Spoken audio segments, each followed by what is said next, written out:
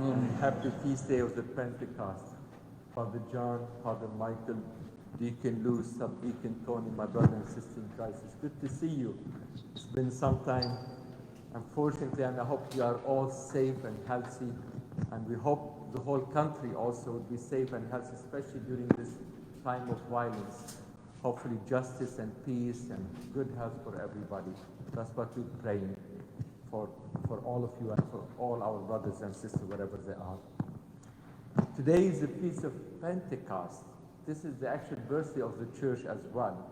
Usually each one of us has his own and her own birthday, and we celebrate it. This is the church birthday because this is the beginning, and the church went after that, receiving the Holy Spirit.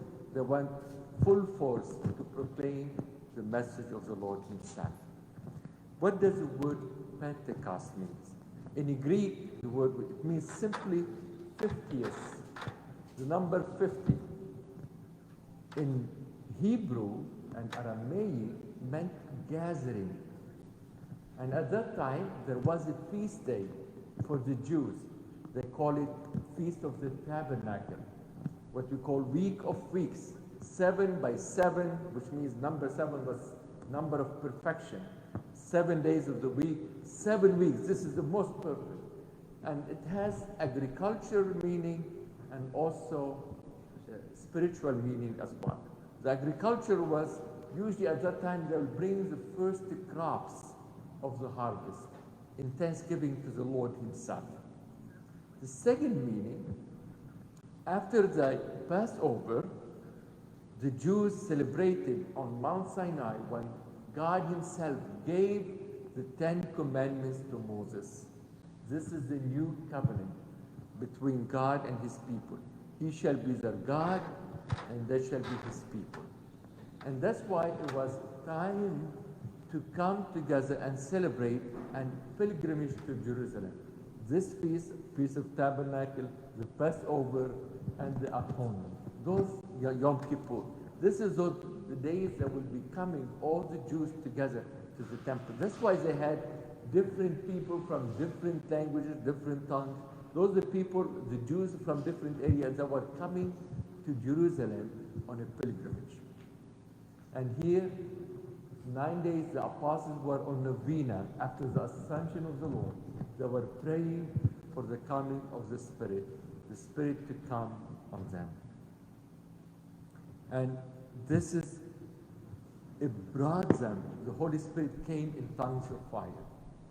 If I want to back up a little bit, in the Old Testament, there was different meanings sometimes, and different contrasts with the Feast of Pentecost. If you read the book of Genesis, sometime during lockdown and you're home and you want to do something, open the Bible and read.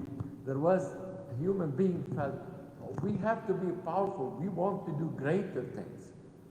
And they wanted to build a tower to reach to heaven. They thought that would be so strong. And they said the Lord struck them. And that's why the Tower of Babylon, they could not understand each other after that. They got lost. Nobody would look at each other and understand each other. The opposite of Pentecost. Pentecost was everybody was speaking different languages, but all understood each other.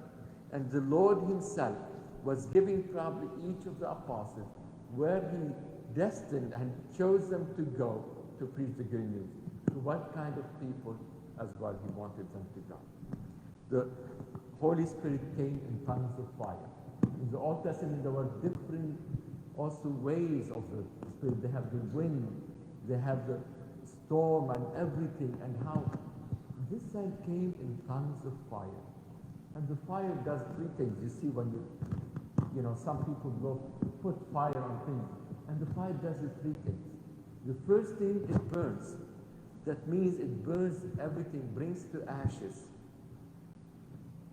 In some way, the fire of the Holy Spirit burned all the weakness, all the deceptions, all the pessimistic approach of the apostles, all fear.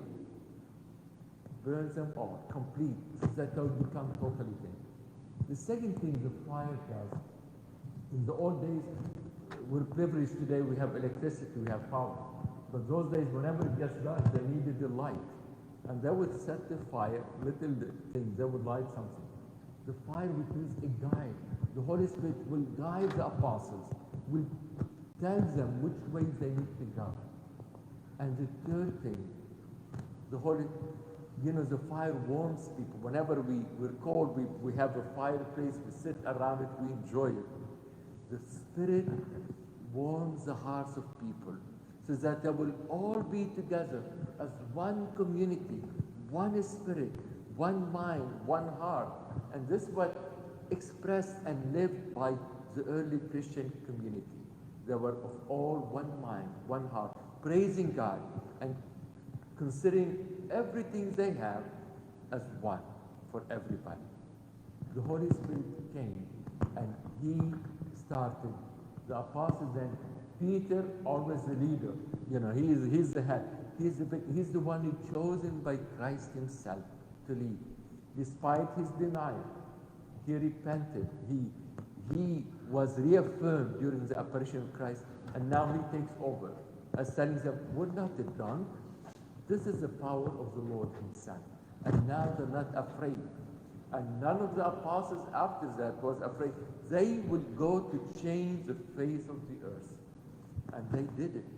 And look, from 12 people, how many Christians today? Unfortunately, we don't have the zeal of the apostles anymore. We don't have the zeal of the early Christians, of the martyrs. We claim we're Christian, but we don't have that zeal to bring someone else to the faith like they did. They were not afraid. They were going from place to place to announce the word of the Lord. How much we need that zeal our own self. How much we really need to be instruments of the Holy Spirit to guide us every step of the way. And the Holy Spirit, how much we're hoping we have his 7 gifts of the Holy Spirit. The gift of wisdom, the gift of understanding, the gift of knowledge, the gift of fear of the Lord, the gift of piety, the gift of fortitude, the gift of counsel, so that whatever we do will be in accordance to the way the Lord himself wants us to do. I hope, my brothers and sisters, today we will pray to the Holy Spirit to dwell in us. We received him at the time of our baptism, time of our chrismation, confirmation, and we have grown to him.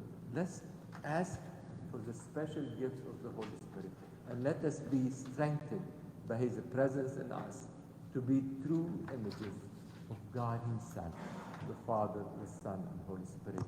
Amen. Happy feast day to all of you.